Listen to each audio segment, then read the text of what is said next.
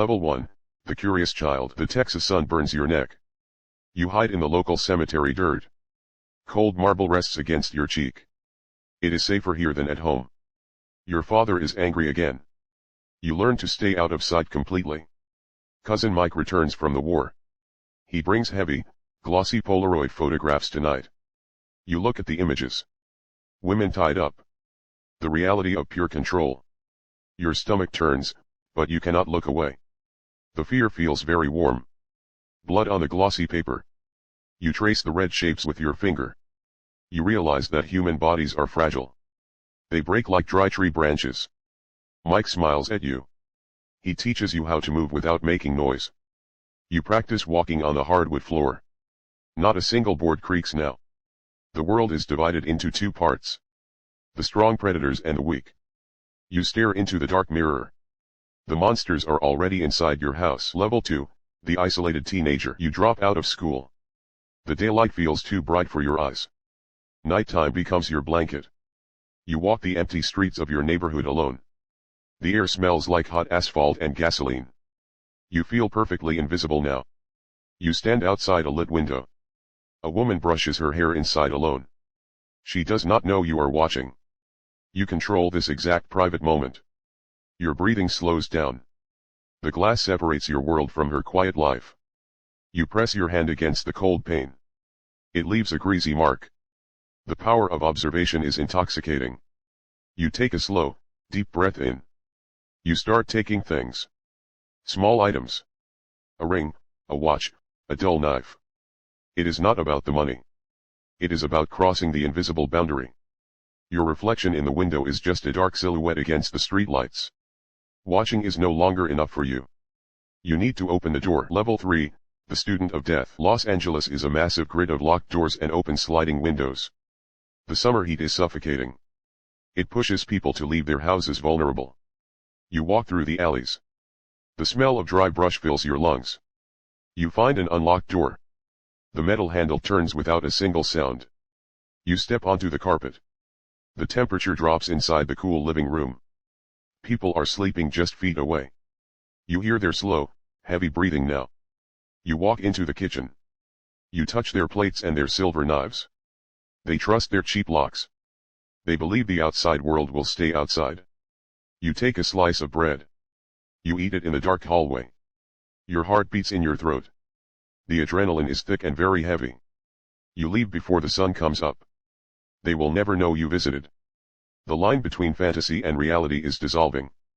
You are stepping right over. Level 4, The Stalker. You pick a house on a quiet street. A yellow car sits outside. You memorize her routine. She turns off the kitchen light at midnight exactly. The distance from the bushes to the porch is exactly 40 rapid steps. You wear dark clothes. Your shoes have soft rubber soles for perfect silence. You carry a heavy tire iron. The cold metal grounds your racing thoughts. You wait in the darkness. The smell of blooming jasmine mixes with sweat. A dog barks 3 blocks away. Your grip on the metal tightens slowly. The window screen is loose. You slip your fingers under the aluminum frame. It lifts with a quiet scrape. The night air rushes into the bedroom. You pull your body through the narrow opening. The floorboards feel very solid. She is asleep in the corner. Her chest rises and falls with rhythm. This weekend, everything is ready. The fantasy is about to become physical reality. Level 5, The Novice Killer. You stand over the bed. The room is perfectly dark and completely silent. The tire iron is heavy. Your shoulder muscles coil like a tight spring. You swing downward. The impact sends a hard shock through your right arm. Resistance.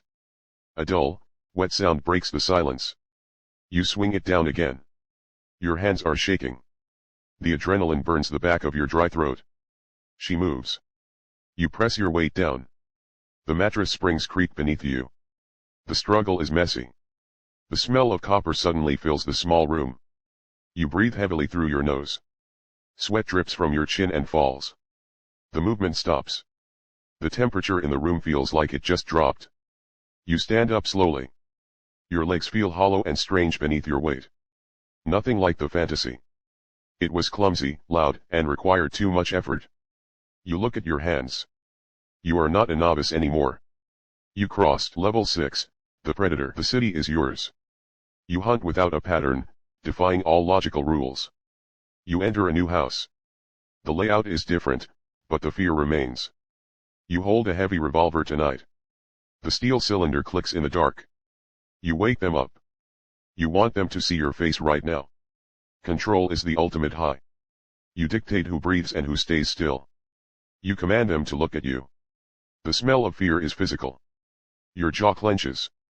The power rushes through your veins like a fast drug. You bind their hands with thin wire. The metal cuts into their skin. The house is completely quiet again. The flash of your camera blinds them. You walk out the front door. The morning paper rests on the grass. The media gives you a name. You are a ghost in the night. The cooling off period is shrinking rapidly. The hunger dictates your next move. Level 7, the collector. You need reminders of your power. A silver ring, a cheap metal necklace. You arrange the items on your dirty motel bed. They hold electric energy. You trace the pentagram on the mirror. The red lipstick smears the glass. The symbols mean everything to you. They elevate the act beyond mere biology. The police are confused. You leave no clear motive and no predictable pattern. You drive with the windows down.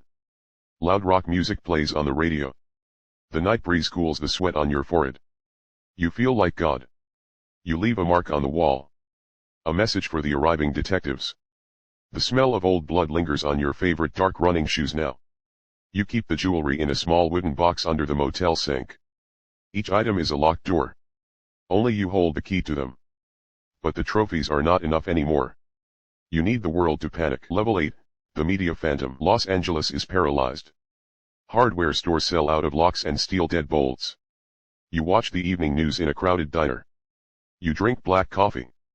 The anchor speaks your name. You smile behind the rim of your cup. They show a rough sketch.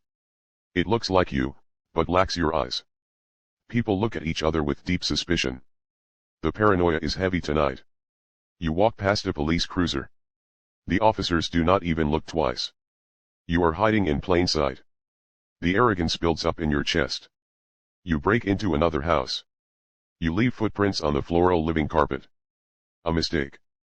You drop a partial fingerprint on a stolen car rearview mirror. You do not notice.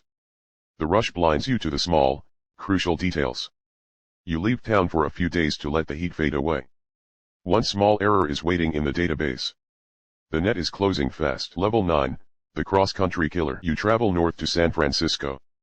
The weather is cooler, but you burn. The hunting grounds change.